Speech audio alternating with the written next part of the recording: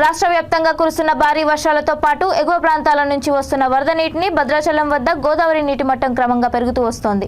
నిన్నటి వరకు 39 అడుగుల వద్ద ప్రవహించిన గోదావరి నీటి మట్టం ఈ రోజు ఉదయం 40 అడుగులకు చేరుకుంది.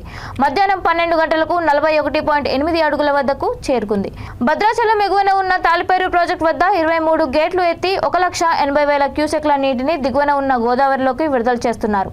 ఈ నేపథ్యంలో భద్రాచలం వద్ద గోదావరి నీటి మట్టం రెండవ ప్రమాద హెచ్చరిక స్థాయి వరకు 48 అడుగుల వరకు పెరగవచ్చని కేంద్ర జలవనరుల శాఖ అధికారులు సూచిస్తున్నారు. భద్రాచలంలో 43 అడుగుల వద్దకు గోదావరి నీటి మట్టం చేరితే అధికారులు మొదటి ప్రమాద హెచ్చరిక జారీ చేస్తారు. నీటి మట్టం 48 అడుగులకు చేరితే రెండవ ప్రమాద హెచ్చరిక జారీ చేస్తారు. భారీగా కురుస్తున్న వర్షాలతో పాటు పెరుగుతున్న గోదావరి నదీ వరదల వల్ల ప్రజలంతా అప్రమత్తంగా ఉండాలని భద్రాచలం ఎమ్మెల్యే పోదెం వీరయ్య సూచించారు. భద్రాచలం గోదావరి కరకట్ట ప్రాంతం వద్ద విస్తా కాంప్లెక్స్ ఏరియాలో మోటార్ల ద్వారా బ్యాక్ వాటర్ను తొలగించే ప్రాంతాన్ని ఎమ్మెల్యే పరిశీలించారు. రామాలయం ఏరియాలో కొత్త కాలనీలో వరద నీరు చేరకుండా అధికారులు ఎప్పటికప్పుడు బ్యాక్ వాటర్ని మోటార్ల ద్వారా తొలగించాలని సూచించారు.